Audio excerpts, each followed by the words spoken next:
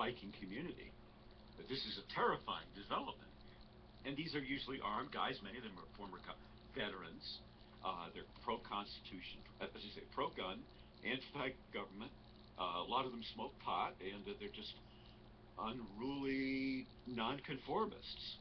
So, what do you think about that, Clay? Do you think this maybe have been a conspiracy?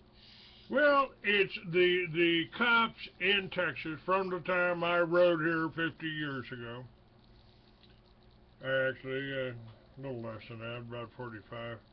The cops have always been down on bikers, and I've been in California. I've been in all the states, and I've ridden in all of these states.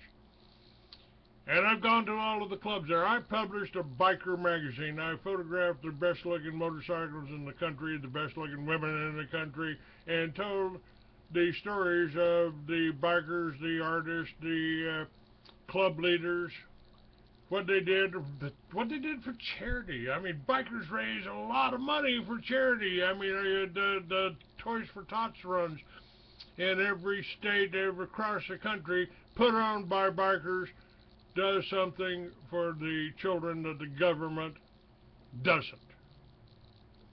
And to try to call us gang members because we're in a club and we got a patch on our backs.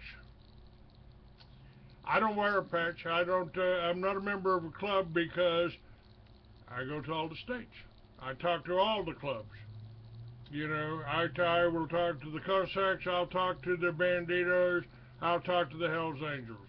You know, Sonny Barger might get pissed off at me because I asked his ex-wife for a date or something, but, you know, he'll get over it, and it doesn't matter to me. So what are the big motorcycle clubs? And you hear the expression motorcycle gang, but other people say, or people think of Hells Angels as being like a more or less a criminal motorcycle gang. Criminal gang. What kind of criminality does riding a Harley and wearing a patch? What does that do? Where does that come from? What are you talking about? Do we smoke pot? Hell yes. And I have for 50 years. Yes, sir. You know, and sharing a joint around a campfire with a bunch of other people that might have rode a few hundred miles on two wheels. That's a high that even the pot can't give you. You know, that's camaraderie. Mm-hmm. Yeah. Well, it's clearly a very intoxicating feeling of adventure. Now the Hells Angels, haven't they been involved with distributing, you know, dangerous drugs or hard drugs? Members of the Hells Angels, members of certain clubs, might have done that. Doesn't mean they've involved their neighbors. Doesn't mean everybody's working in an assembly line packaging cocaine. No, that doesn't happen. Did somebody make a connection with a CIA agent who wants to distribute the cocaine they brought into Mena, Arkansas, and with the people that I know, like Barry Seal, brought it up, and of course they killed him as soon as he started talking and started getting known. Yeah, that's a whole fascinating. But this is the CIA and Mossad. It was Manuel Noriega's handler, Michael Harari. I can say his name now because the son of a bitch is dead. He's the one that killed Colonel Edward P. Catolo down in, well, he actually killed him over in England, but he was involved in and met him in Panama when George Bush and Ollie North organized the importation of cocaine into that protected airport called Mena, Arkansas, protected by the governor, I might add. You know, there's your criminals, boys. It ain't the bikers now. Will a biker would a biker take and it don't matter, a biker, a four-wheeler, maybe all he's got's a four-wheeler. Would he take advantage if CIA showed up and offered him a kilo of cocaine? Your friends like this stuff? Here, sell this for us. You know, whether he's a biker, whether he's a patch member, yeah, they certainly might try to tempt somebody wearing colors to get into business with them, to distribute their drugs, with the CIA and their Mossad bring in all the goddamn drugs, not the bikers, the criminal cartels. It was the BATF that armed the criminal cartels down in Mexico. Wasn't bikers. Yeah, that's been quite a scandal. And I went up to, I covered all of these runs, just like this Council of Clubs thing at Twin Peaks. I've covered those from coast to coast.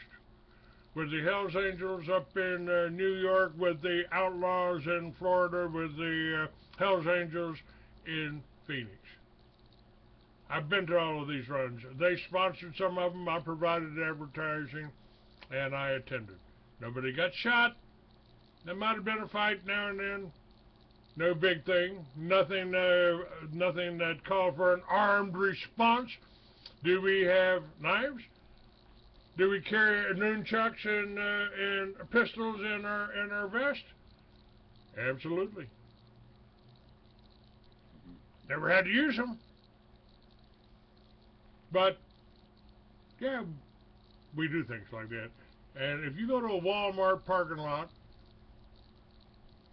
or a Bass Pro Shop and just shake down everybody's vehicle that comes in there, see what you find. It ain't about bikers. The problem, I think, in my personal opinion, is these laws against victimless crimes that make it trying to make you a criminal for whatever you want to put in your body. I don't believe that's constitutional. I don't believe it's fair. I believe it's why we're a police state now, why we got more people in prison, and they ain't all bikers.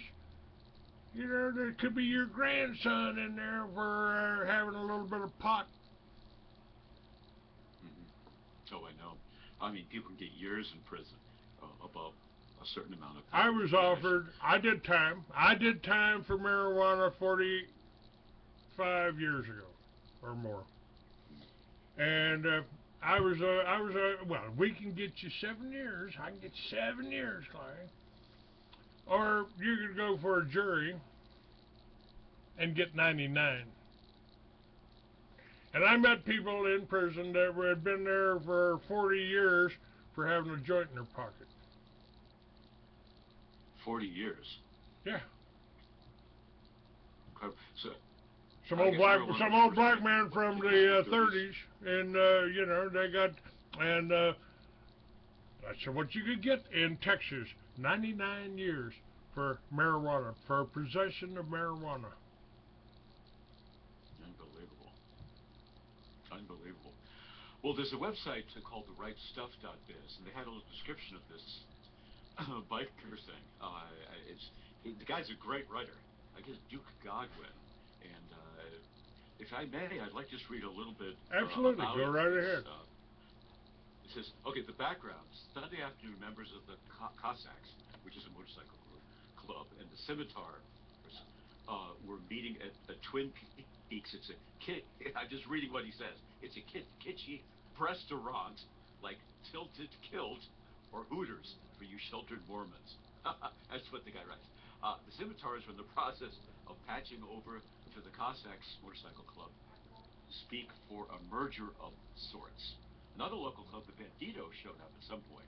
Allegedly, the Banditos and Cossacks didn't get along, owing to some previous bad blood, literally, between the two, including a stabbing of Cossacks members by the Banditos president last year. If you're familiar with how one-percenter clubs settle disputes like this, you know where it's going. Bar fight. So apparently on Sunday, the bar fight got kind of heated. Apparently somebody got stabbed. And then somebody else got hit by a chair. And then like 250 people were effing each other up while large-breasted young women ushered the rest of the patrons into the freezer. I got to say that had to be fun to watch. I love a good petting. Anyway, the first twist in our story comes when you discover that not only did police have an inkling about what was about to happen, they had I'm quoting here, a shit ton of cops waiting outside and nearby just in case it did happen. As soon as they heard the commotion, it was weapons free and open fire. Um, and it's a very good article. It continues. Initially, the reports just said 9 dead and didn't mention any arrests. And again, I'm quoting here, holy fuck, did the liberals run with that? Within a few hours, it was immediately being compared to Ferguson and Baltimore. I'll spare you the triggering memes because you've no doubt seen them already. When pressed on the issue, leftists insisted the two situations were entirely equivalent and represented one of the clearest and most definitive case studies ever on police-race relations. The conclusion was inescapable. White people get away with chaos and murder, but brown people get tear gassed and shot for peaceful protest. Well, okay, I'll just finish here. Now that 48 hours have passed, a few interesting things have come out. At least 4 of the people killed, or maybe all of them, were killed by the police. Unconfirmed eyewitness accounts are starting to suggest all of the dead were killed by the police. At least 200 out of 250-ish people were arrested. Charges are pending on more than 160 remain in police custody, all of them being charged under organized crime laws with mandatory minimums of 15 years in Texas. There was less than 25,000 in property damage, and regular uniformed police had the situation contained in under 20 minutes. And he says, now let's compare this with the effects of Ferguson and Baltimore, where you had black perpetrators. Okay, only 2 died at the hands of police. 1 was ruled justified. 140 out of 2,500 were arrested. Charges against all but 20 were dropped. 0 rioters were killed or even shot at by police. State of emergency declared, $100 million in property damage. National Guard called out in both cases to end the riot. So the point he's making is because these bikers were overwhelmingly or perhaps entirely white, the police mercilessly crushed them. Yeah, And I like the statistics they give here. 9 thugs shot by police in Waco. 0 riots, 0 businesses looted, 0 fire set, 0 chance to kill cops, and 0 designated spaces to destroy. Exactly. Well, he goes on this. It's a great article. It's in therightstuff.biz Go right ahead, yes sir. by Duke Godwin called "Waco was exactly like Ferguson until it wasn't. Good race bait anymore." He says this is just another in the long list of hate facts that liberals block you on social media for sharing. Like the fact that this is what he says, and he's got links to prove it to actual scientific studies in scholarly journals. And He says, FBI like reports, the fact FBI reports, the crime poets back up what this guy is saying. Go ahead. Yeah, like the fact that police kill whites in officer-involved shootings far more often than blacks, and the fact that police officers are far more willing to shoot whites than blacks. And then he goes on to, he talks about blacks and crime and whatnot. Well, I actually clicked on some of these links here, and he had some very interesting things. There was one study, and if I may just read a little bit from this study, it was about whether cops would shoot you in a split-second situation, whether you seem to be a suspicious person or, you're flashing a gun, which is, even more serious. Okay. Participants, which were cops taking a psychological test involving flashed images of suspects of various races, black, white, and Hispanic, took longer to shoot armed black suspects than armed white or Hispanic. In addition, they reported that participants were more likely to shoot unarmed white suspects than unarmed black or Hispanic suspects. Participants were also more likely to fail to fire at armed black suspects than armed white or Hispanic. In other words, there was significant bias favoring blacks by the police where decisions to shoot were concerned. And then the second one here is, if I may read that also, Clay. And again, that was page 8 of this scientific report. Page 17. In most urban centers in the United States, when a police chief is called at 3 in the morning and told, "Chief, one of our cops just shot a kid," the chief's first questions are, what color is the cop? What color is the kid? And the reporter asked, if the answer is, if the cop is white and the kid is black, the chief gets dressed. And then Another point he's making is interviews with police officers also indicate that at least some of them are especially wary about using deadly force against black suspects. In other words, you're gonna end up in a shitstorm if you're a white cop and you shoot a black guy, or especially a young black person. But if you gun down a white guy, or in this case, gun down 9 bikers, no problem, no problem. And my further question is, are to you, Clay, as a biker, and I've never been a biker. I've known bikers. I've known a lot of people who have enjoyed owning and riding motorcycles, and they're nice people. My mother used to ride a motorcycle, and I've known other people. I had a very good friend in Arlington, Virginia, who was a biker. He had a bunch of kids, and then he cut it out. He went around a corner, and there was gravel. It was springtime, still gravel, and sand on the road from the winter. You know, putting sand on the road and salt, and he spun out for some reason, and he didn't do any biking after that, but he loved it. Kept urging me to go with him. Said it's great. Oh, but anyways, my question is Homeland Security and are the cops, are they targeting bikers, viewing them kind of like militias? They're armed, angry, feisty, rebellious white males. Absolutely, they are. This is and they're being urged on by the ADL and Southern Poverty Law. These are Jewish propaganda units they use to raise money, and the ADL's been doing that since the turn of the century when they were raising money using the New York Times to raise money for 6 million Jews in the Ukraine. Well, they're being targeted, they're being starved. Yeah, they were starving people in the Ukraine, but it was the Jews that were starving the white Christians. And they're doing that today. The bikers have pretty well always been targeted. They want to follow us around. They want to try to send informers in. They want to. It's just like the militia. I mean, after people said, "Well, do you know a militia I can join, Clan?" Well, if you join a militia and you find a militia in your area, you join the militia, and there's more than 10 people in it, and you haven't known the other 9 your whole life. One of them's a Fed trying to set you up. And that's basically what it is about the bikers too. Yeah, we'd smoke a joint. Yeah, we'd do a line, and ride a little longer. Yeah, we'd do that. But didn't make us any more a criminal than the college kid over here in the sorority that's sharing a line of coke with his girlfriend. These are laws against victimless crimes, and they don't have any business being in a free society. But we haven't been in a free society in my recollection, anyway. Yeah, we haven't been since 1913, or really, we haven't been free since Abraham Lincoln started rounding up people who disagreed with his decision to crush the South. I mean, he assumed dictatorial powers from the beginning of the Civil War on. That's 150 years ago.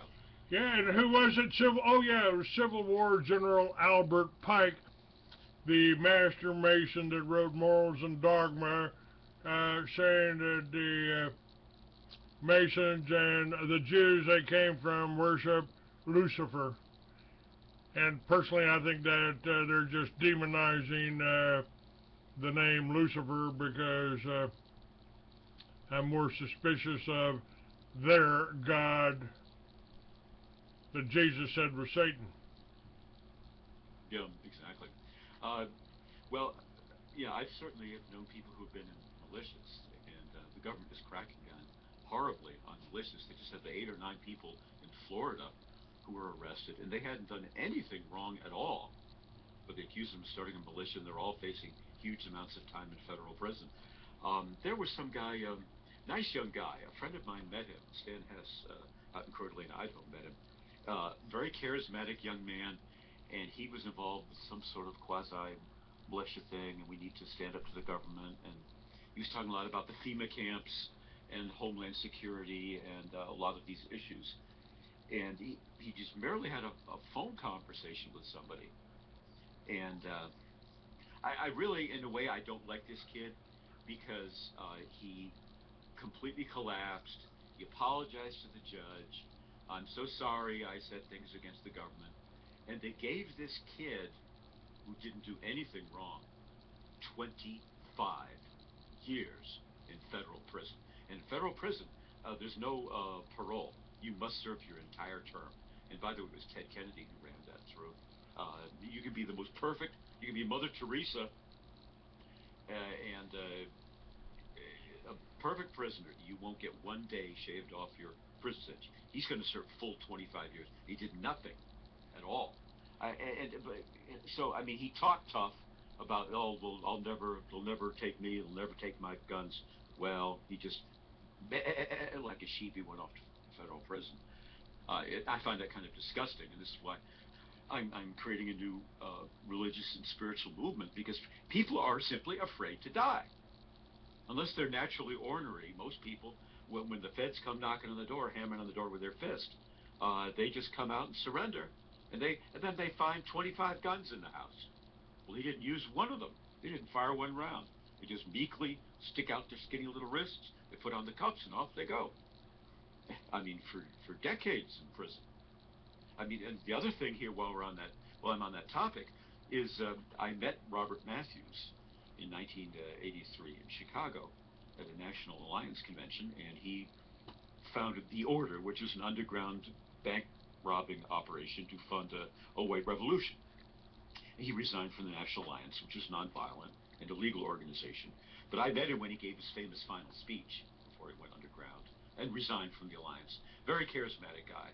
But you know what? There was like 50 people in the Order, and they all gave each other up. They all surrendered.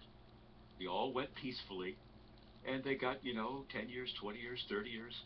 One of them, Richard Scutari, got 70 years in federal prison.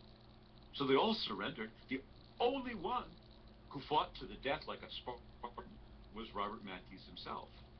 And he was surrounded by the FBI out in Whidbey Island in Puget State. And they just fired a hail storm of gunfire at him.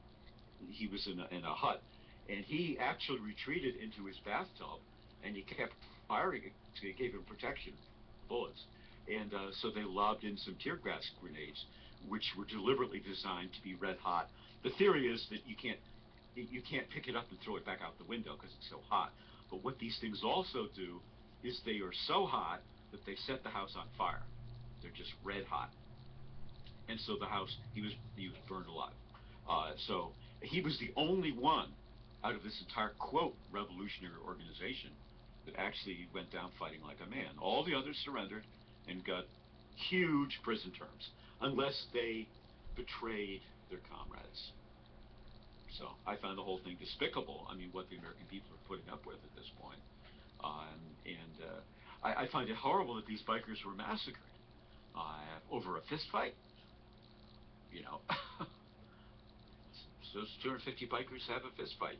Well, okay, but to gun them down, I think it's a horrible thing. And now they're facing 15 years minimum each. 178 of them are facing 15 They're years. They're trying to change that patch into criminality, and it's not. I mean, that's like busting Shriners on Christmas Day for wearing a friggin' Shriners hat.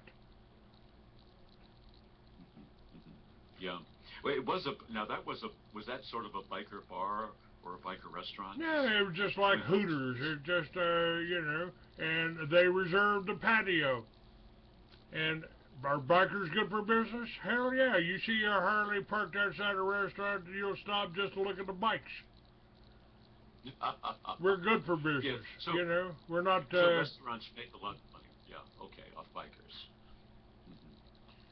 And this was, like I said, a council of clubs meeting. That's it was to organize what can we do to make riding safer. By the way, I have a lady former Marine down south is listening to the show right now. I want to say hi to her. Sure. we have, I guess a lot of bikers are If vets. you want to call in, here's what you do. Listen up here. Call in at 646 915 8774. That's the call-in number. Hit the number 1. If you just want to listen, you can just stay there and listen on your cell phone or your home phone, whatever you got.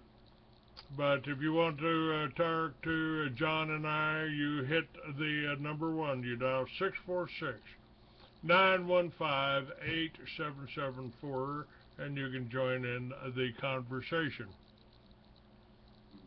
Let me ask, if I may, Clay, you some things not conspiracy related. Uh, how what are the odds of getting honestly getting seriously hurt? I mean, what percentage of bikers spin out or flip over or end up sliding across the pavement? And is it common to have an accident? I mean, I've had fender benders, you know, and I've had car damage, but I was protected by the car itself and the front or the rear end got. I was the other day, last month, I was turning around at a dead-end street. I had a passenger on the back. I was turning around and my front wheel hit that pea gravel and it just slid out. No way I could catch it.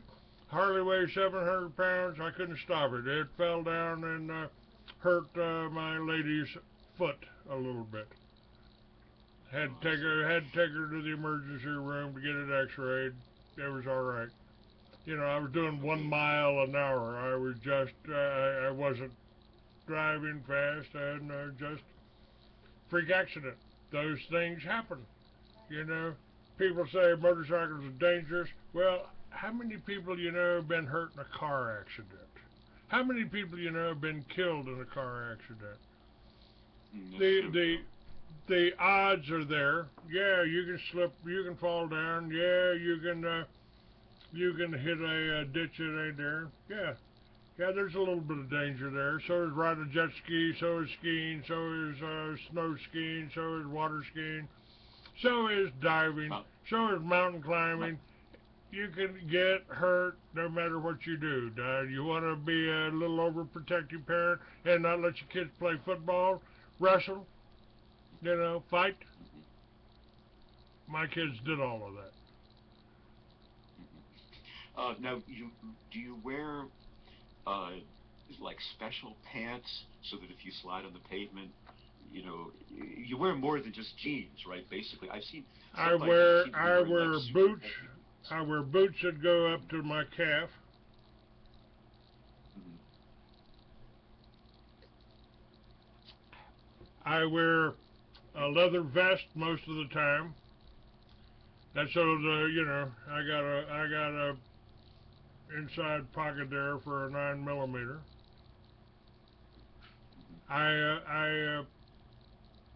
I wear gloves, so if I have to put my hand down and step off the bike, I won't tear my hand up. And of course, now if you're going 50, 60 miles an hour, you're going to have the wind blasting at you. So even on a hot day, you could get cold unless you have sort of heavy or wind-resistant clothing on. Yeah, that's why we wear leather jackets. And the leather jacket will protect your arms and shoulders if you go down. If it's 69 degrees or lower than that, you wear something. You wear your leather jacket. I still don't wear a helmet. I wear a cowboy hat. It's good for up to 90 miles an hour. It's got. That's great. I guess you have a cord underneath your chin to keep it on then. Yeah, just like the cowboys, man. I take one of those. I made one out of bolo tie. Oh, I see. So Texas does not have a helmet law, mandatory helmet law. Not for 40 some odd years. I left when they passed the helmet law. Okay. Because I know Pennsylvania has no mandatory helmet, and I think New Hampshire also is still that way. And you see, you've been to some of the big biker rallies or annual events. There's one in Laconia, New Hampshire, I understand. Yes, sir. That That's fun riding. Nice mountains around the lake there. Really beautiful area. Oh yeah, yeah. That's the state called. The state motto is "Live free or die," and it used to be the only Yeah, conservative state in New what England. the irony of that? If you're in a prison in New Hampshire and you're making license plates, that's got to really chap your ass. Live free or die. Yeah. Oh, I remember about 5, 6 years ago, they had an open carry weapons rally at the State House as like 300 New Hampshire people and holding shotguns and rifles and pistols, and they just walked right through the state capitol building, just proclaiming their right to open carry. And an army of them, all armed, holding rifles in the air, walked right through the state capitol. And the state police says, we can't do anything about it. They have a right to open carry. And they did, right to the capital of the state. And you got some good people in New Hampshire. And you get some good people in Texas, but some bad people just gunned down 8 of these bikers. It's not just they gunned down the 9, but they're trying to put 178 others in prison for 15 years. Now this reminds me, Clay, of a quasi friend of mine, Sean Walker, who used to be the chairman of the National Alliance after Dr. William Pierce suddenly and suspiciously died very rapidly of cancer. Yeah, he was a great guy too. I had him on my show several times. Dr. Pierce? Yes. Uh-huh. Well, his successor was Sean Walker, who was like me, a former Marine. He'd been a sniper, and he'd also had a degree in biology. Anyways, he got supposedly into a bar fight with a Mexican out in Salt Lake City. And by the way, even though it's the Mormon country, if you buy a membership in a social club, and then you can drink in the private club, as they call it. That's how people get around that. So he gets into supposedly a bar fight with a Mexican. Nobody got hurt. You know how it is. So your friends step in and pull you apart. And nobody got hurt.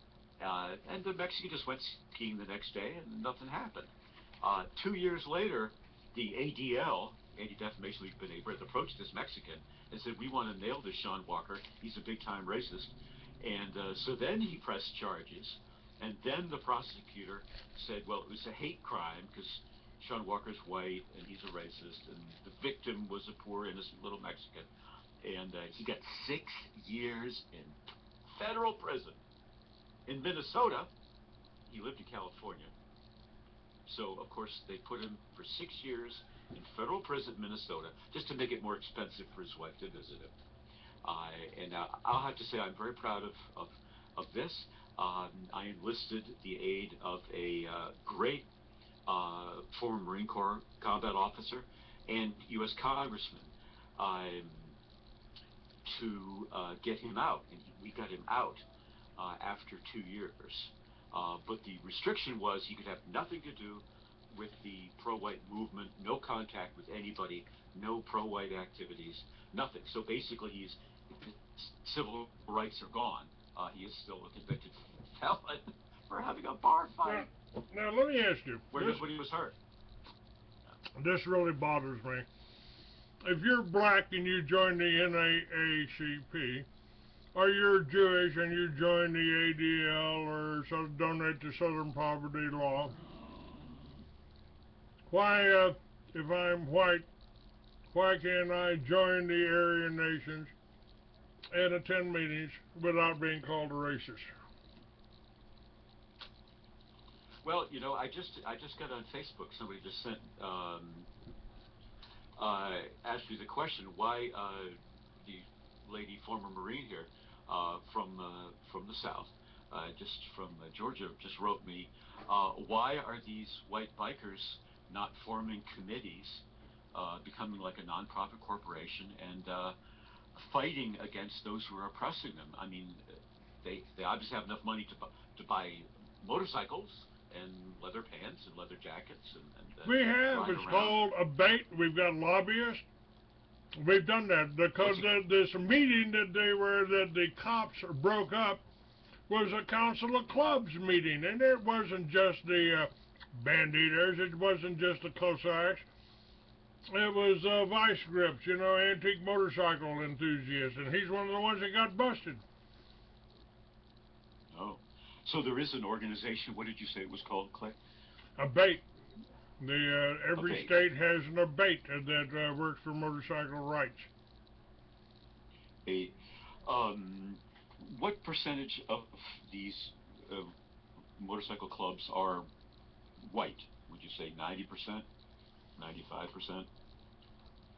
There's there's some clubs that are all black. Most of your banditos, the Don Chambers, Mother Chambers, he was white. I did time with him in Cofield unit of the Texas Department of Corrections. That's been 45 years ago. I guess he's dead now. But most of them are white. But there's a lot, especially in the banditos from South Texas, from San Antonio. There's a lot of Mexicans. Mm-hmm, mm-hmm, mm-hmm. Do they? If they're not La What would you Raza, estimate? they could be okay. How many bikers, organized bikers, do you think there are in the United States? Hundred Millions. thousand. Millions. And look at Daytona on Bike Week. Look at Rolling Thunder, which was this Millions. last Sunday. Millions, did you say, actually belong to a motorcycle club? No, millions ride motorcycles. How many Right, percentage? motorcycle. How many percentage of motorcycle riders?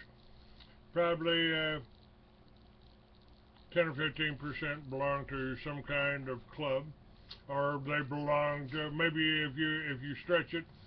If somebody is a biker and he joins a bait, a motorcycle, they have meetings once a month. They have breakfasts, and they put on events. A bait. It's in every state. ABATE. Yes, sir. Do a search on it. Are there any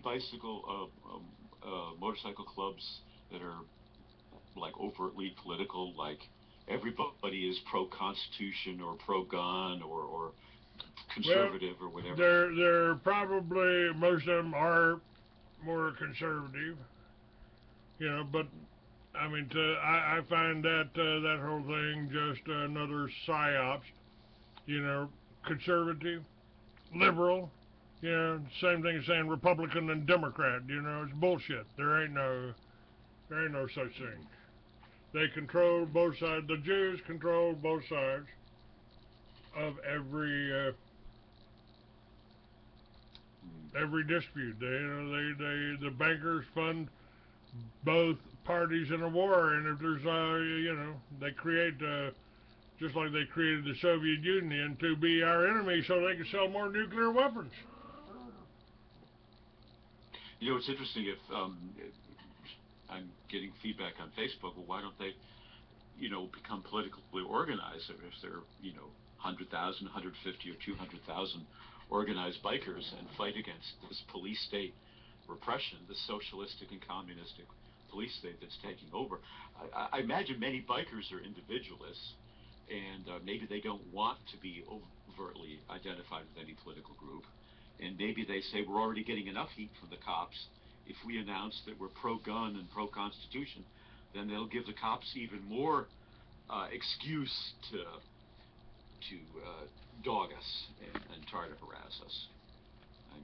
I know if you put out a bumper sticker on your car with the Gadsden flag, the yellow flag with the coiled snake, and it says "Don't tread on me."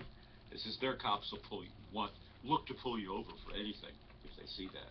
They say you're a troublemaker. Well, the ADL and their other communist organizations have tried to demonize patriotism. They've tried to demonize veterans. They've tried to demonize Christian identity. Homeland Security put out a whole thing. That's why I wrote my book, Mystery Babylon, The New World Order Unveiled, when they started going after Christian identity the same way they tried to go after the militias. And now they're doing the same thing with the bikers because I helped educate a lot of bikers with underwriters, with the Free American. I've taken the Free American to every biker event out there. Let me just go back, if I may, to just about motorcycle riding.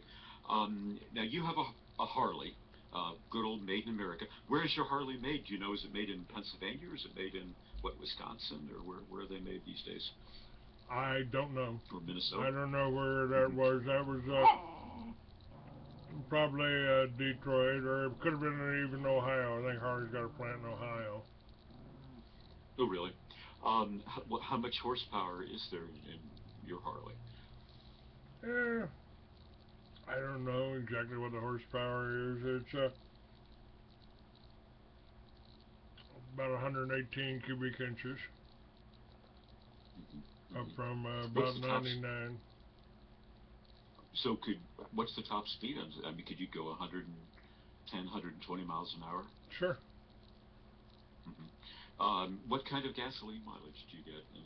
I get about 20 miles to the gallon. Really? Not more than that? Yeah, 20, 25, something like that. Okay. On and city and highway?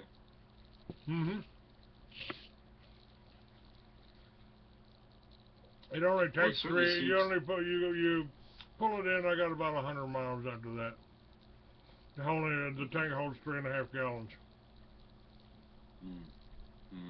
I know World War II, the Germans used a lot of not only bicycles, but they used a lot of motorcycles, particularly in their Western campaign against the French, who had declared war on them, by the way.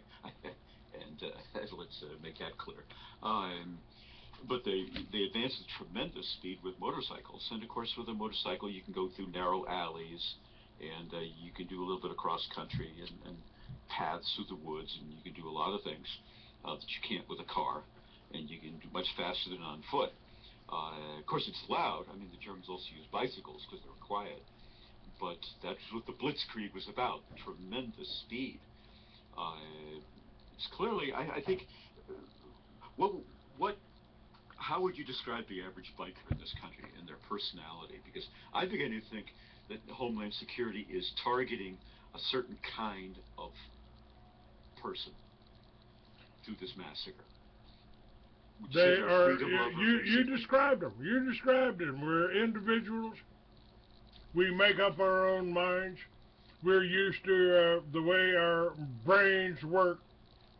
When we ride a motorcycle, we're totally alert. You know, I said I've got 2 rules for staying alive.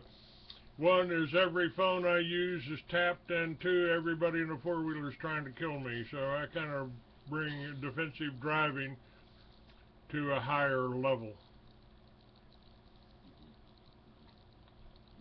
And so if you go into a bar and you see a bunch of other motorcycles there parked out front, you go in there, and are people generally, and you walk in looking like a biker and so forth, are people generally friendly to you? And, oh, yeah. Eager to have it? People will come up, buy me a beer, you know, say hi, I introduce myself, here's my card, listen to my radio show, know who I am. So sort of a brotherhood. Now, I imagine there's rivalry between certain motorcycle clubs. Are there like clubs that just don't like each other? Is mentioning here the Cossacks and the Scimitars. Yeah, the Cossacks have made the mistake, and I consider it a mistake, to put the bottom rocker of Texas on their colors. That's a slap in the face to the banditos, who pretty much control the club activities in Texas. And, you know, I don't know what their personal differences are. I guess one of the Cossack members was stabbed by the president of the time of the banditos. sometime a few years back. So, and but it's kind of interesting. It was the Cossacks, which are pretty much heavily, a little bit more heavily Hispanic than the Banditos. They, Oh, really? yeah, and but they got to be a public relations nightmare. Four of them beat up somebody in a park in Andrews a few days ago, last week. Are you insane? You already got the FBI and got the cops in Texas looking at every biker passing through the state. He said, you think could that be a bandit? Could that be a Cossack? Are they coming to shoot us? I mean, they're trying to tell the cops that the bikers are out to kill them. That's bullshit. Nobody, no banditos, probably no Cossacks, other than the four stupid ones that beat up a civilian in a park. They're not looking to shoot the cops. And all of the events that I've been to with the Outlaws, with the Hells Angels, with the Banditos, and I've been in bars in Phoenix with Banditos and people from Hells Angels. Hell, we were drinking together, you know. No war, nobody pulling pistols. Yeah. Do the cops look to bust bikers for DUI? Are they like waiting for them to walk out of the bar to get them? Well, so many of them walk out of the bar at the same time, it's kind of hard to do. But, yeah, they watch for us. Yeah, they they'll stop us, so they'll check our, you know, they'll try to get us for DUI. Breathalyzer. Yeah. Mm-hmm. Yeah, it's a terrible problem. I got a 2-drink limit. I go out. I'm 6'4". I'm 300 pounds almost, and yeah, I can take 2 or 3 drinks, and they're test me all you want. Yeah, 2-drink limit. Yeah, and it's a terrible thing to have a DUI in Pennsylvania, where I lived for years. I knew one guy who lived out in the countryside, as I did, and he worked at a Lowe's, one of these, hardware department stores, and he was a little guy. He had two beers, and then he swerved to avoid a pothole in the road. The state trooper pulled him over. They claimed that he was drunk.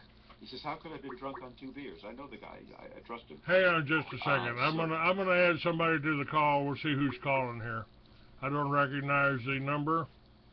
So hello there. Who's calling here?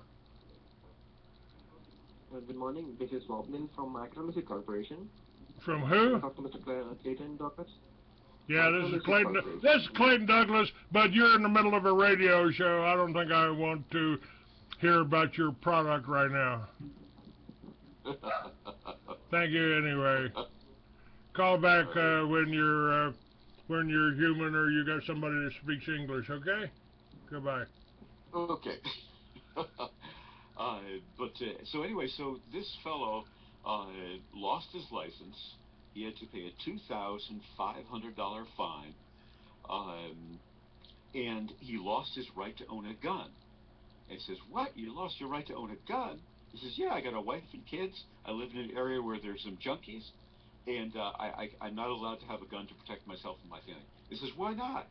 He says, "Because under Pennsylvania law, for DUI, I could have gotten a year or more in prison, and so therefore it's like it's like a class something misdemeanor, and so I can't own a gun." So you've been disarmed because you had 2 beers.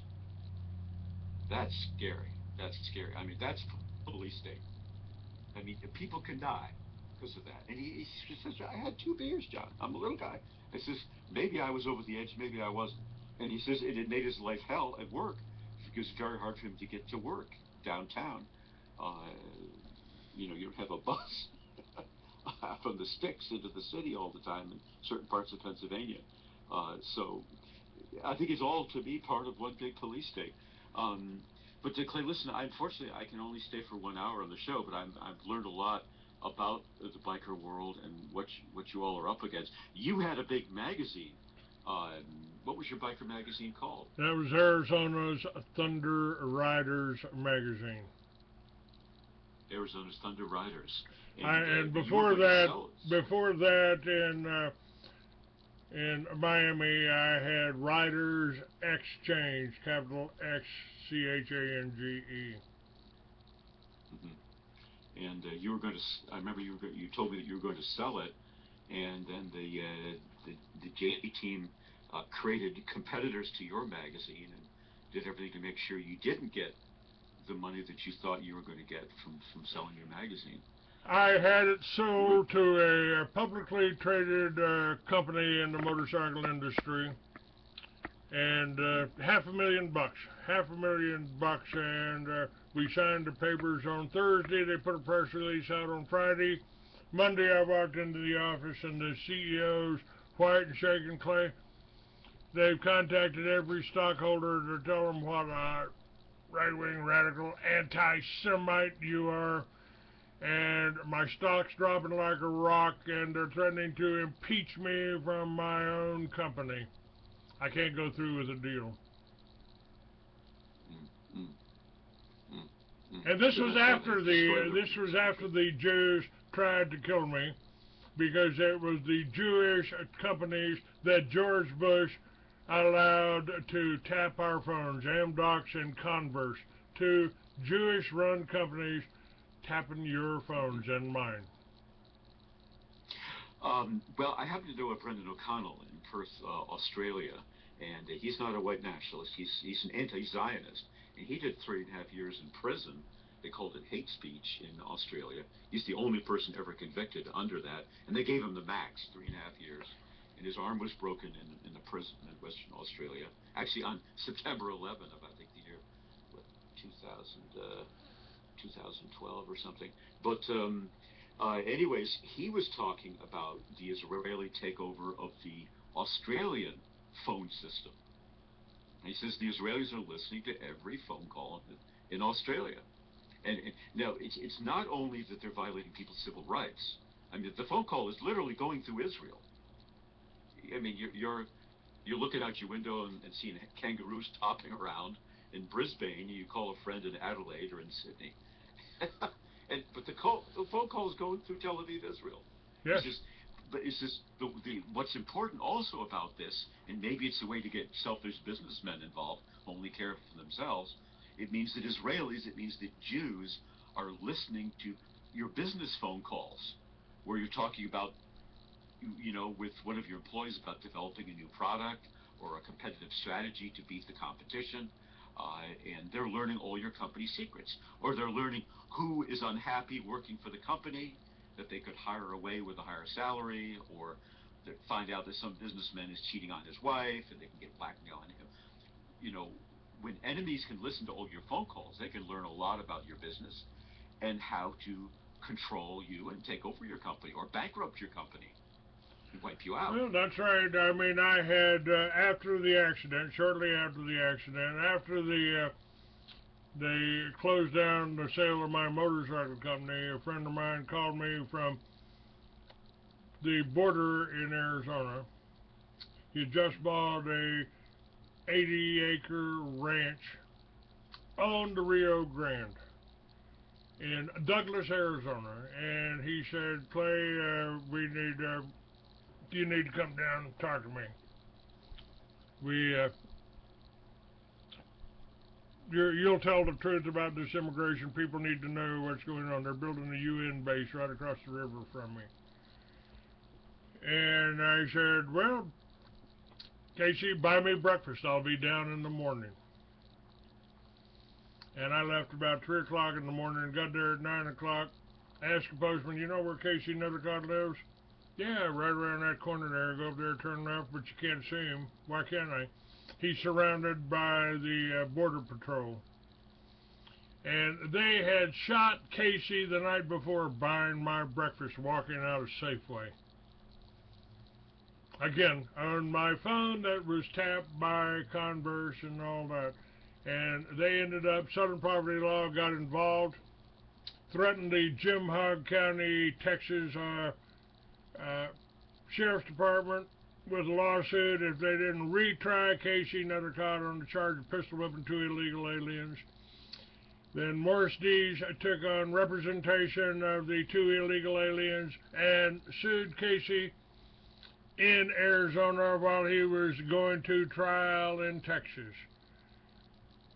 And he actually got time on that case, and the two lying illegals got his ranch all over a phone call to me. Wow, wow. Well, we're going to have to fight like our ancestors did. I mean, it's going to come down to it. I mean, you know, as I pointed out in my videos, George Washington, Ben Franklin, Thomas Jefferson were all patriotic Englishmen, but they realized that the British government did not view them as being equal to the Englishmen in England, and said they had no rights at all. They could not vote and send members to the British Parliament. They had no voice in their own affairs. They could be taxed and set off to war, but that the Americans had really no civil rights at all within the British Empire. And then the British basically made it clear, look, we have the Royal Navy, we have the Royal Marines, we have the British Army. We'll just crush you if you don't like it. Like we crushed the Irish, like we crushed the Scots, we crushed the Welsh, and we'll crush you. And at that point, you realize they don't want to talk. And you know, I don't think they like us. And you know what? We're still under the British Empire, John. The police. You know, it was the British that established Israel under the Balfour Declaration. They had no right. Lord Balfour had no right to give Palestine to the Jews. But you know, I was just listening last night. Would you believe I had never actually listened to Benjamin Friedman? Oh. His famous speech at the Willard Hotel in Yes, 1961. I had heard about it 100 times, and this courageous American Jew, multimillionaire, who'd been friends with President Wilson and Bernard Baruch and all the top Jews, was at the Versailles, quote, peace treaty conference in 1919 in Paris, and a real top insider, major Jewish figure, left Judaism, became a Christian, a Catholic, and then gave this incredible speech. And he said, what right did Britain have to give Palestine to the Jews? Britain had no historical connection of any kind. First of all, it was Turkish territory. And before that, it was Arab territory. It was Muslim territory. What right did the Jews have to be given it by England? It's an incredible, if you've never heard it, it's in a wonderful video. I have heard it. I have put it up on my website and had links to it. Most of the time, probably still do somewhere there. Well, it's very good. Listen, Clay, I do need to run, but I've certainly appreciated being a guest on your show. I've learned a lot about biking, and this lady from Marine is saying, you know, the bikers maybe need to get more organized now. I agree. I agree with that. Political. And I think the veterans need to get organized. And there's one more class of people that I want to see organized and informed, at least correctly, by people like you and I. And that's the ex-cons. They have turned us into a prison society. They put so many of us in prison that, hey, it may be in to be an ex-con now.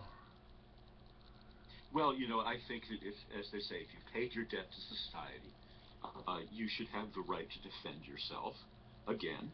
And that means you should be the right to be armed. I mean, if the guy's still dangerous, keep him in prison. But if he's paid his debt to society 2, 3, 4, 5 years, then he needs to defend himself within his own home like anybody else does.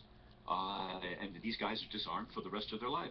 In some places they actually can't vote, that's not true. I found out that in Texas and in New Mexico, the statute of limitations for being a felon is up for me. I got my rights back. The BATF closed that office down, but the statutes say in New Mexico it was 7 years. If you hadn't gotten in trouble again after 7 years, they don't care. Oh, really? Okay, that's because you mentioned you do carry a 9mm. I'm glad you are able to defend yourself. Besides being 6'4", I wouldn't want to mess with you. What do I need a gun? What do I need a gun for? I'll step on your face. There we go. All right, brother. John, Listen, thanks for having me on. thank you. We'll do it again. Take care. God bless. Okay. Bye. All right. Now let's go back here, and I want to finish this guy's article here. John helped on it, and we've got links on there. Waco was exactly like Ferguson until it wasn't good race bait anymore. They got all the pictures of the men that were arrested here, and they talk about don't know exactly where we left off, but blacks make up 12-14% of the U.S. population, but they commit 28% of all crime, 38% of violent crime, and 52% of murders. Like the fact that these statistics are closely mirrored in the United Kingdom, South Africa, Australia, and basically every other country where blacks live. Like the fact that 88% of serial killers caught since 2000 are black, and at no point in verifiable history have they been less than 4 times as likely as a white person to be a serial killer. Like the fact that they're 8 times more likely to commit a racially motivated crime than a white. Like the fact that 85% black New Orleans, Louisiana, if made its own country, would have the 4th highest murder rate on planet Earth. But remember, kids, all white people are racist. White people are the root cause of all the world's ill, and everything will be fine when all the white people are dead. Hell, nobody wasted any time in calling them all skinhead gangs either. A well-known white power group, Honor-Bound Motorcycle Ministry, was there, spreading the word of Jesus, just like Michael Brown, right? Am I right? Now there are even claims from virtually every single news outlet in America that more biker gangs are on their way, and they pledge to kill anyone in a uniform, which totally meshes with every single media report that virtually no motorcycle riders have been spotted in town since a brawl and the leader of the Banditos has explicitly said this is not true. Here's bizarro land for you, vote. In a nation where we must be reminded day in and day out that black lives matter because of the extraordinary rate at which our police allegedly murder innocent people, and for your information, officer-involved shootings are lower than any point in U.S. history. So what gets the know-nothing left's butt pumping for race war? A bar fight involving whites, where cops killed no less than 45% and up to 100% of the dead? I mean, wrap your fucking noodle around that. Within minutes of the story breaking on CNN Twitter, had erupted in a seething cauldron of anti-white sentiment, and if you attempted to inject any nuisance into the situation whatsoever, you were looking at it through the lens of your unstymied privilege. The facts were, according to the left, absolutely equivalent, and any debate on the fact was clear-cut racial bias. Meanwhile, a glance at the hashtag Waco shows dozens of people calling for cops to start shooting more bikers, despite the fact that blacks commit 8 to 40 times more violent crimes per capita, despite the fact that they invented a game where the sole purpose is to sucker punch defenseless people. White people are the violent ones who need to be checked. When a pack of urbans rape and murders a teenage girl, their teens and youths on every network in the United States, if the story ever gets aired at all, the media basically never airs any coverage of black serial killers, despite the fact that the creeping Negro horde is more likely than 20% more than 20% more likely to be killing people for sport or racial vengeance. Ask anyone what race most serial killers are, and I'll bet my fucking house most say whites. For Pete's sake, despite the fact that 90% of serial killers this decade were black, the FBI's former chief behavior analyst, profiler, still gives talks at community colleges telling people that 95% of the serial killers are white, almost the exact opposite of the truth. The media won't report that the nation of Detroit would have the second highest murder rate on earth after, surprise, the ethnic paradise of Honduras.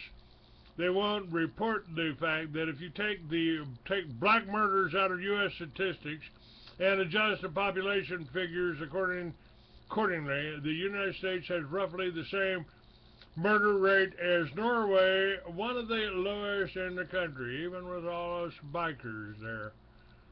So where's the racial bias? And here we've got it. We've got a original picture of some criminal, and then once it gets on ABC News, he's got a pasty complexion, a pink shirt, not an orange shirt, and the comment there is, where's the tractor pull?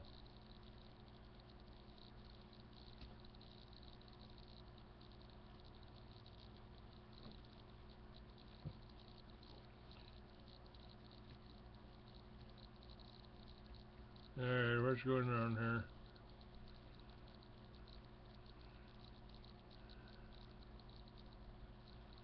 Okay, we're connected here.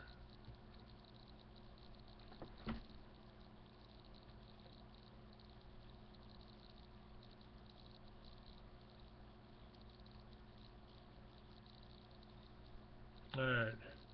Now here's an interesting thing here that we need to look at. We've just gone to the Nelson Mandela funeral a few months back, and I guess they're trying to paint South Africa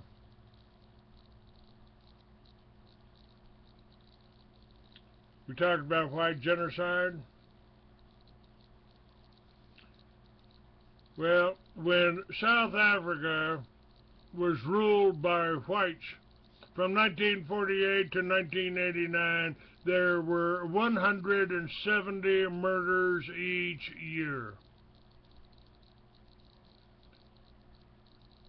And now South Africa is under black rule. Since 1994, they've got 24,206 murders each year. Now the writer here says to paraphrase Larry the Cable Guy, I don't care who you are, this shit ain't funny. You are witnessing in digital slow motion the exact same process that led to a white genocide in South Africa. Your people are being demonized for any and all acts of perceived aggression, while your culture believes that naturalized African wildlife truly didn't do nothing. Yeah. A bunch of white people got into a brawl. You ever looked at the fucking word star hip hop? The third page is 50% fistfights on a daily basis. Hang on. We'll be right back.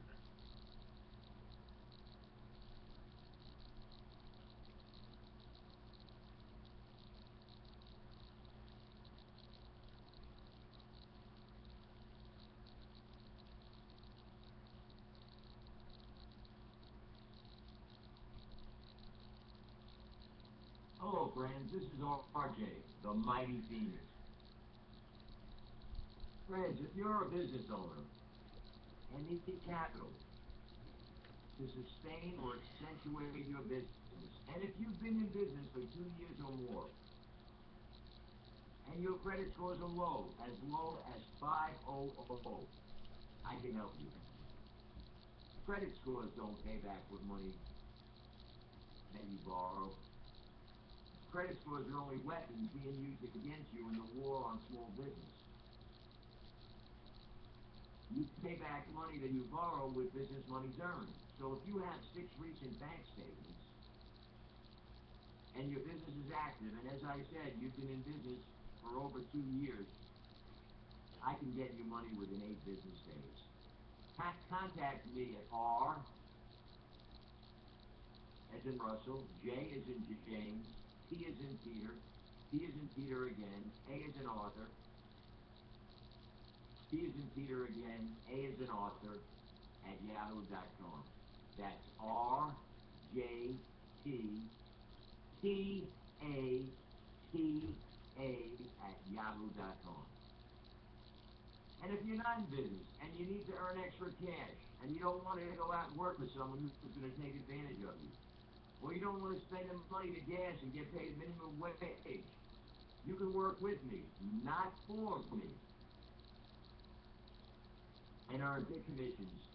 And all you need to do is place ads on the computer, on the internet, on Craigslist, on Backpage, on other sites, in the financial section. Only 15 minutes a day. Again, contact me at rjppata@yahoo.com. Leave your cell phone number. I'll get back to you within 24 hours.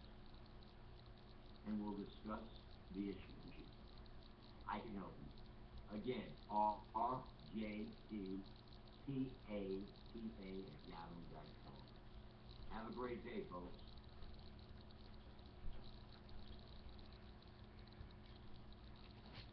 Alright, hang on.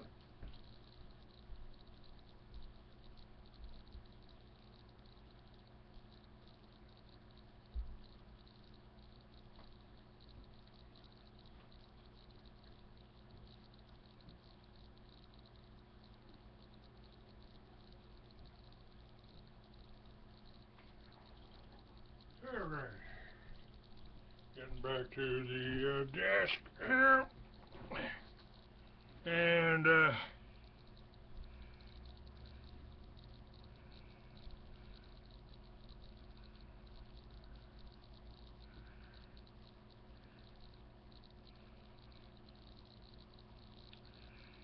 okay, Ted.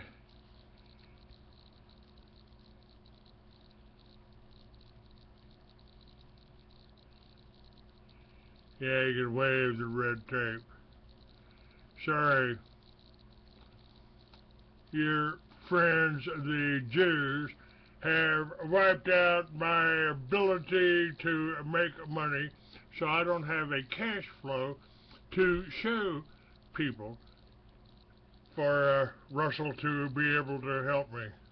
And you won't make a donation, you cheap son of a bitch. So, goodbye.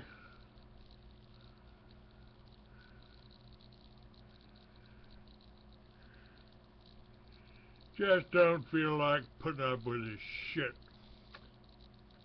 Make a comment, number 2 fan of the show, and I'll kick your ass too.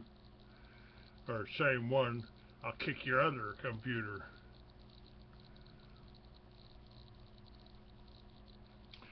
Now let's see, where were we? Oh yes.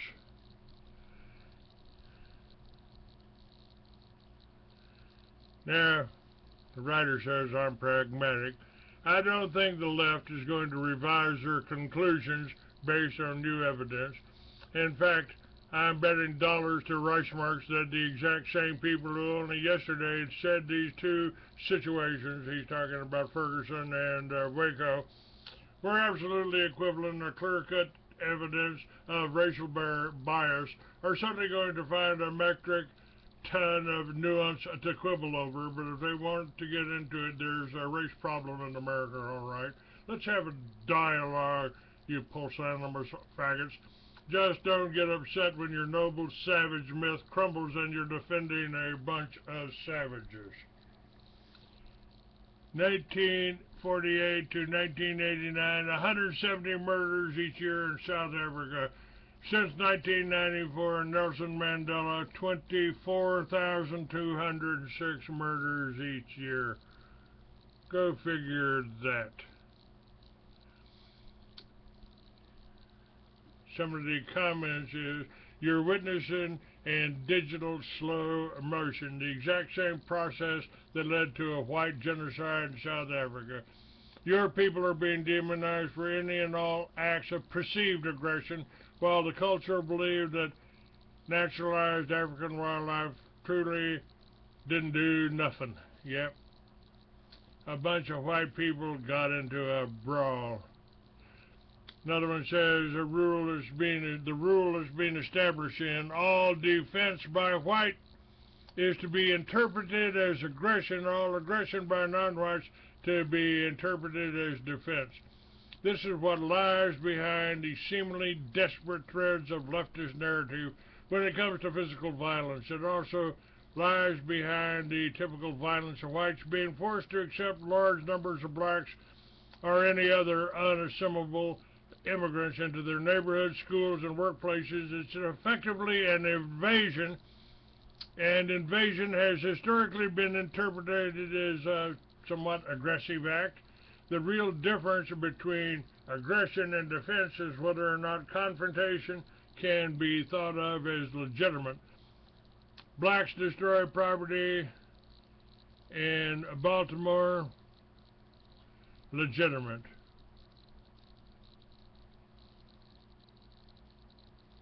And Eyes on You says, I'd like to add to that insight with the narrative that all whites are responsible for wrongdoing and no blacks are truly responsible for wrongdoing. It's always the white. It's a poisonous, destructive narrative. And Ben Garrison says there's absolutely nothing wrong with white supremacy at home or abroad. The sooner America and the white race learns this, the better off whites will be.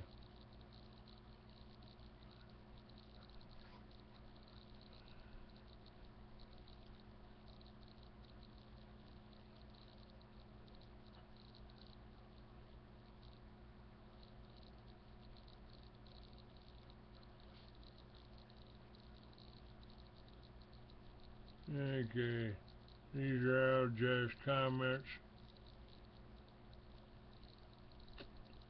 and I'm going to skip that for the moment.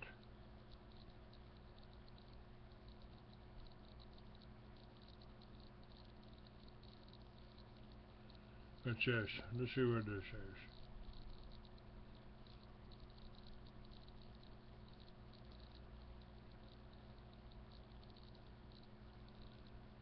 The dominant narrative in America is white people are evil, white people suck, we should be ashamed of ourselves, and I don't think we should be ashamed of ourselves. I think that we should take responsibility for the system that we've created. The best system in the world?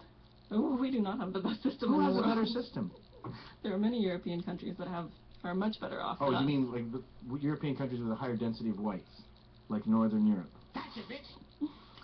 That's one way to phrase it, I guess. You don't mean Turkey. No. You don't mean Eastern Europe, no. With the communists. So the only time you can come up with a system that's better than America, it's a country that's more white than America.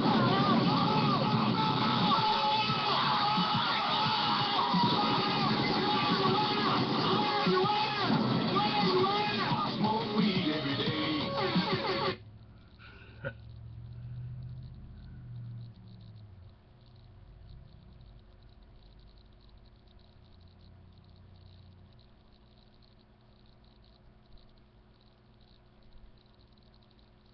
Okay, that's a discussion I'm going to get into. But, let's see what this one has to say. The bloody incident at Waco's Twin Peaks restaurant was not a biker shootout. At least at present, there's no evidence that any of the 9 victims were killed by fellow bikers, rather than being taken out by scores of police, including snipers, who had effectively turned the parking lot into a kill zone.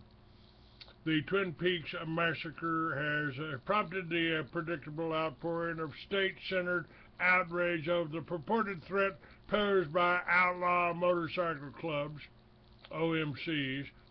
Buried beneath a blizzard of pre-proposed official press releases is a critical disclosure made by former FBI undercover operative John Matthews. In the 1990s, as part of the FBI's PATCON, Patriot Conspiracy Operation, Matthews and his handler, David Jarrett, sold illegally converted full-auto machine guns to narcotics-dealing motorcycle gangs.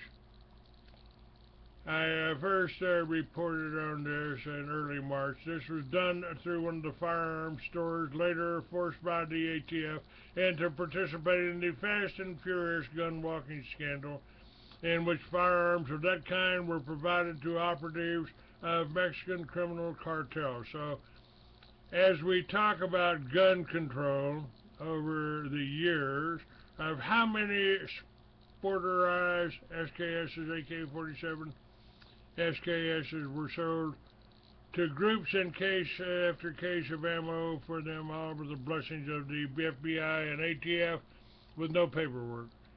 Matthews wrote in a November 8, 2014 email, "Let's not forget the AR-15s. They were made full auto by the Lone Wolf gun store back in the 90s by a guy brought in by the FBI for me to put in place. These guns went to bikers who were selling drugs on the border. These drugs were believed to be coming from China."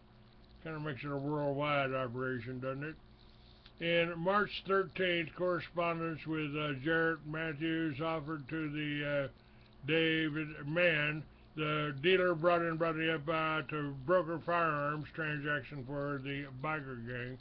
I would pick him up in Payson on our way up to Surplus and Stuff in Snowflake, and met with a guy named Tim, Matthews recalled in March 28, 2013 email to Jarrett. He would show him his weapons that he was making and how he could make them anything they wanted.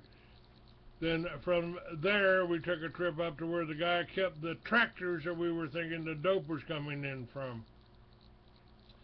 The tractors apparently used as part of an international narcotics smuggling operation. During the trip recalled by Matthews, he and David Mann met with another individual who ran the church, and we thought it was selling drugs to bikers. We were going to get David to sell weapons to them. This trip is where I got David in with this guy so I could move on. Does this sound right to do? I'll also have more info on him and meetings at the gun store, Lone Wolf, other places like Scottsdale before we turn them loose. Yes, that sounds absolutely correct about David, Jarrett replied the following days. I only introduced you to one guy that worked with the guns, and that was David.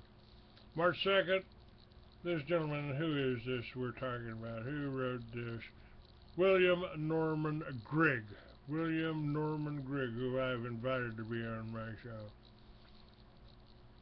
He says, I sent a letter on March 2nd to the Justice Department officer of the Inspector General requesting an investigation of Matthews' confirmed claims about the FBI's role in arming biker gangs. A week later, I received an official reply that tactically validated these claims while dismissing them as inconsequential.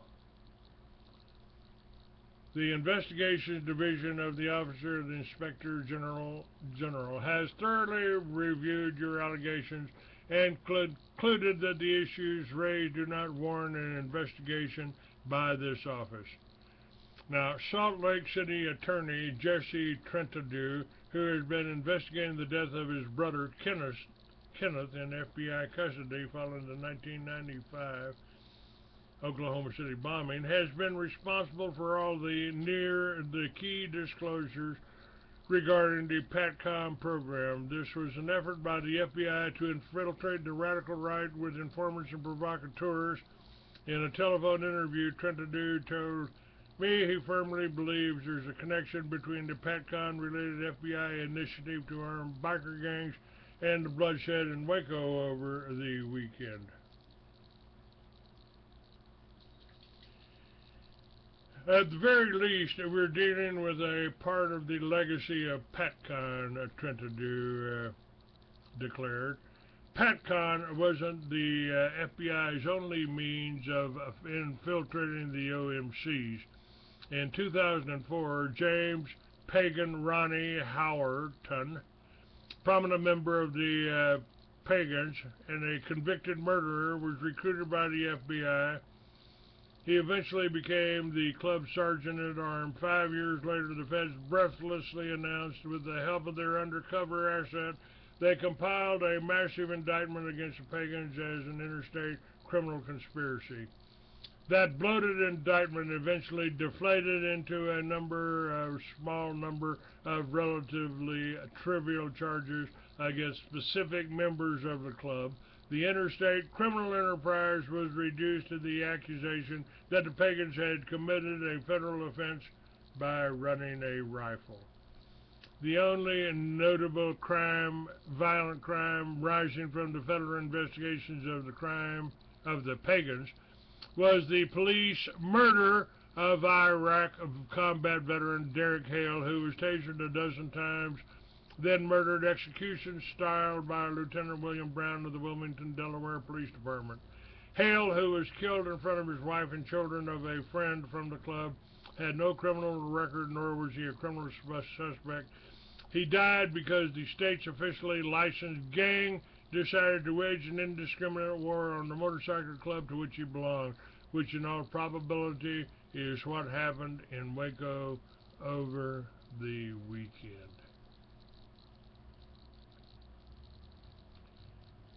Alright, now let's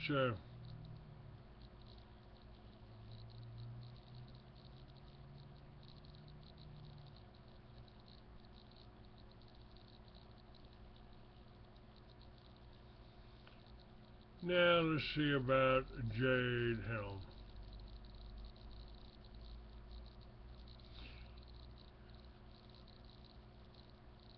And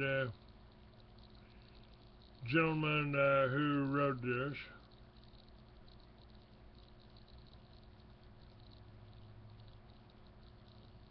not sure what his name is, but he says a lot has happened since I last wrote anything here. The continued attempts to provoke Russia into a European war, and Putin masterfully avoiding said attempts, while demonstrating the overt hypocrisy of the Western countries, and the failed attempts to isolate the Chinese Asian Infrastructure Investment Bank, that's the AIIB, and we're talking about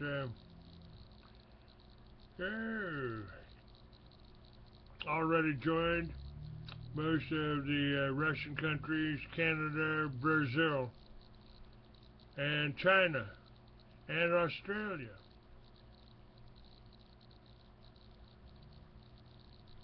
The people are becoming aware of the continued economic decline of the USA despite all the propaganda efforts by the government and the mainstream media. Indeed, actual GDP has been in negative territory since 2005. The propaganda efforts cannot hide reality. 2/3 of Americans know we're headed in the wrong direction.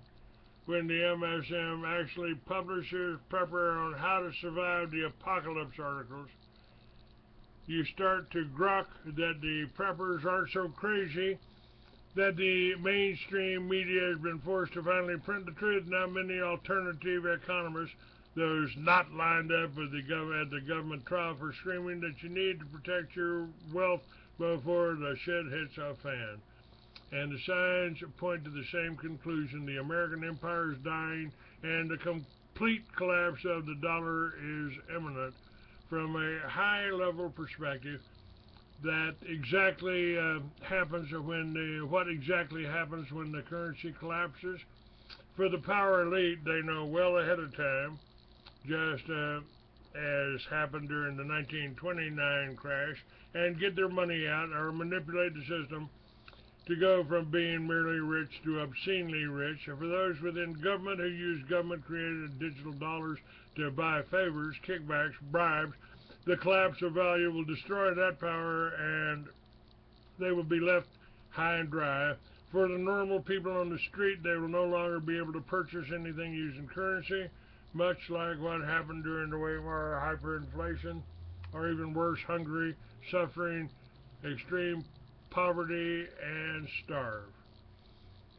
While the truly wealthy will be happy to prolong the current situation as long as possible, since they can milk the Federal Reserve until the very end. They have no particular need to crash the system as long as they can take advantage of the cotillion effect in the current game. That is, as long as they get access to the money first and can take advantage of its purchasing power before it's inflated away, they'll continue to reap profits. Government drones and lackeys will want to prolong the game as long as possible because when it's over, so are they. That brings us to the current military exercise in the southern USA called Jade Helm 15. Some very interesting aspects to it, notably its scale. It's the biggest military training operation ever conducted within the United States,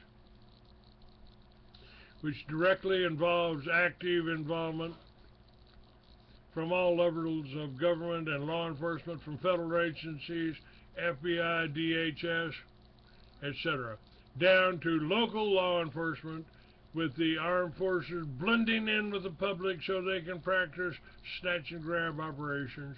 The territory covered, shown by a quick map below, bigger than just what they told us about Jade Helm. It includes Louisiana, Mississippi, and Florida.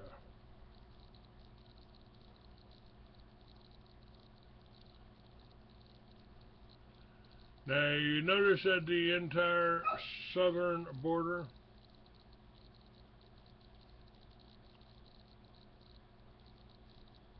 is completely covered. Does anything about this strike you as somewhat odd? Next, Obama pushing for fast track passage of the Trans-Pacific Partnership, another supposed trade deal like NAFTA and CAFTA, which has done so much to help the USA by shipping out all manufacturing out of the country.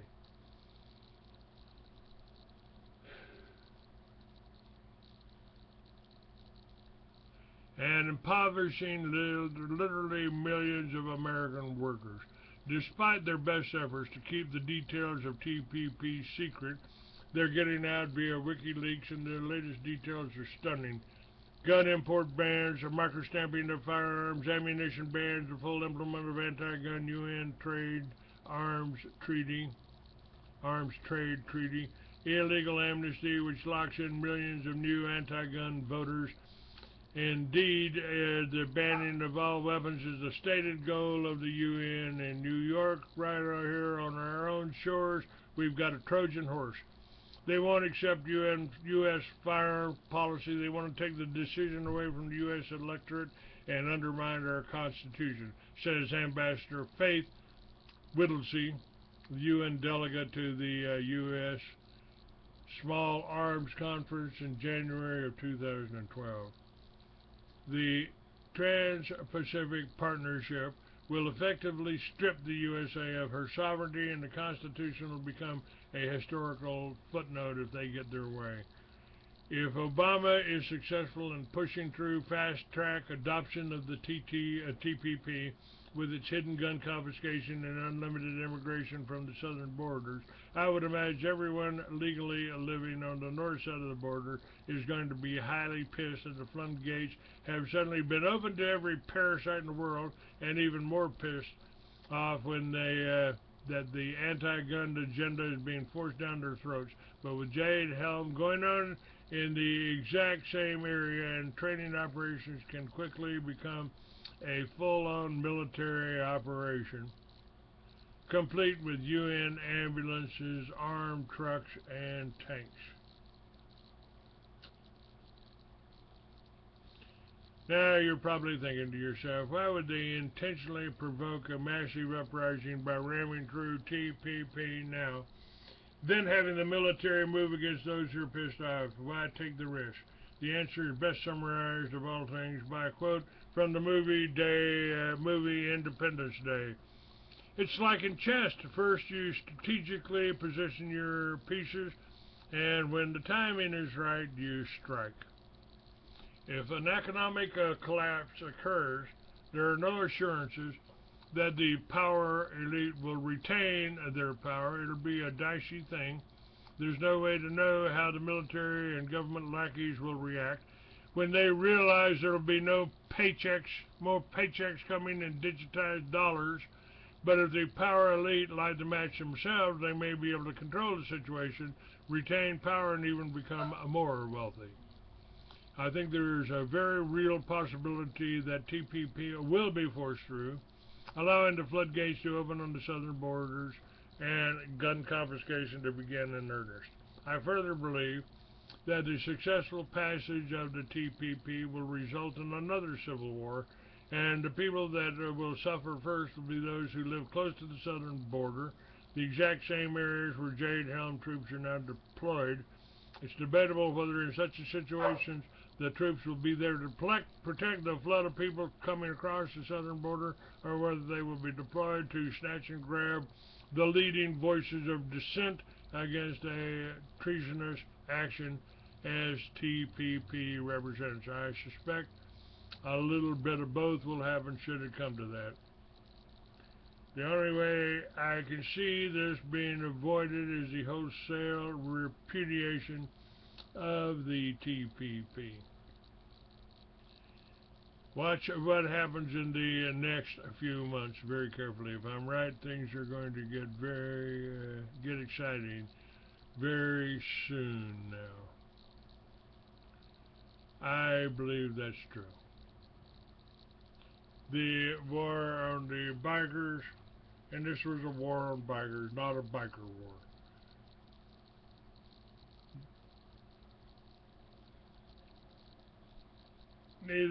Neither club wants that, and it ain't happening. This is all part of breaking this country apart. And the real key here, I think, folks, is the bikers are the veterans, because many of them are veterans. The bikers are patriotic. They'll support this country, and they'll support leaders if the leaders get access. Now, they don't want me to have access. I can talk to the bikers, listen to the show, pass it on. I am a biker, I've been a biker, and I will always be a biker. And they're making it dangerous to ride for us right now. It's, you need to tell your friends. Okay, let's see what's going on in the chat room here.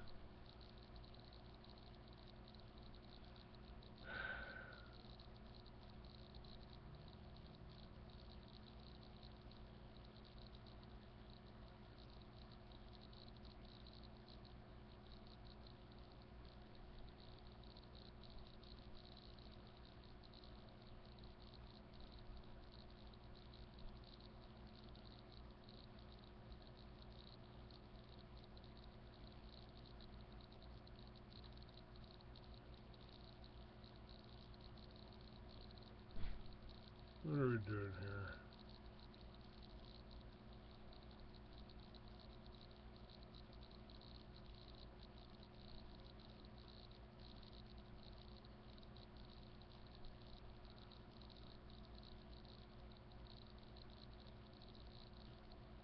Let's see, Lynn asked Clay, how close were you to the tornadoes down there? A few blocks away. few towns away. Yeah, a little bit more serious in there. Nut dust devils, David. Yeah, I was pretty close. Happened. It was actually kind of exciting, man. I was just getting ready to do the show, and about an hour before the show started, it looked like a strobe light out on the other side of the window. It looked like a strobe light. The lightning was flashing, thunder was rolling, the dogs were barking. It was pretty incredible. And the tornadoes hit just a little bit north of Big Springs, a little bit south and west, I believe, or maybe some struck up around Dallas and Fort Worth too. And yeah,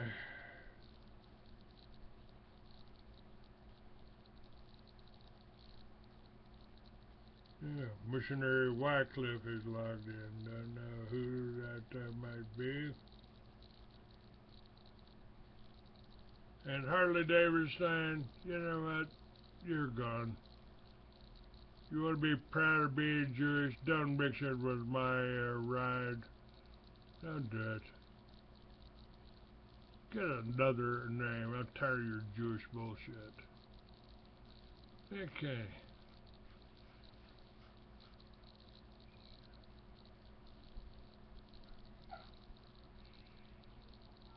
Yeah, they circled me.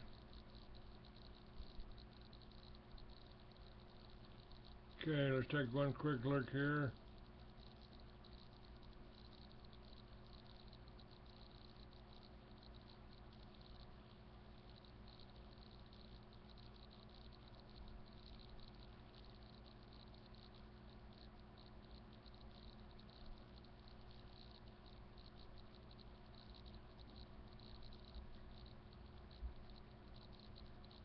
Federal government is dissolved.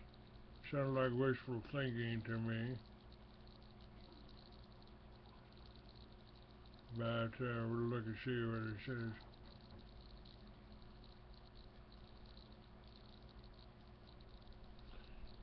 Yep.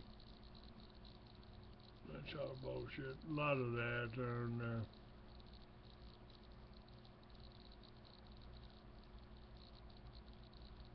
a lot of that on the thing, and people talking about jurisdiction. It's if it's a police state and your thing, how are you going to stand up to it? How are you going to fight it? You need the veterans. You need the people to organize and work together, and you need to do it in your own neighborhoods.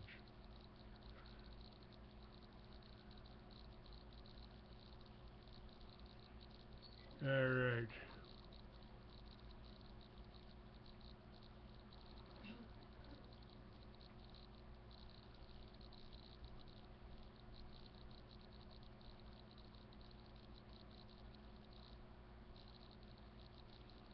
All right.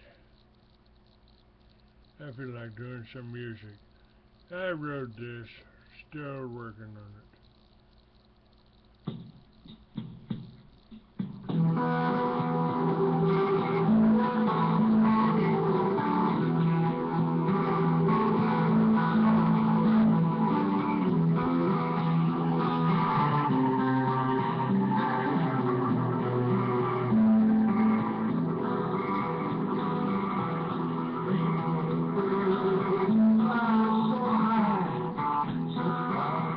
So free,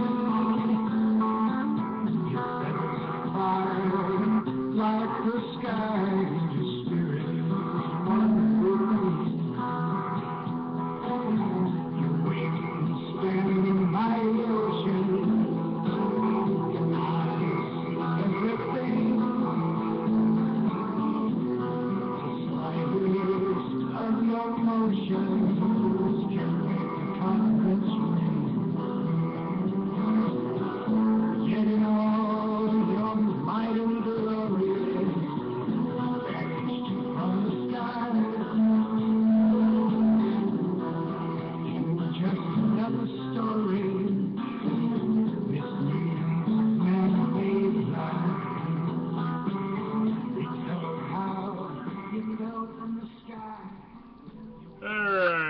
That's it. Thanks for listening. If you want to help, make a donation. Go to freeamerican.com. Make a donation there.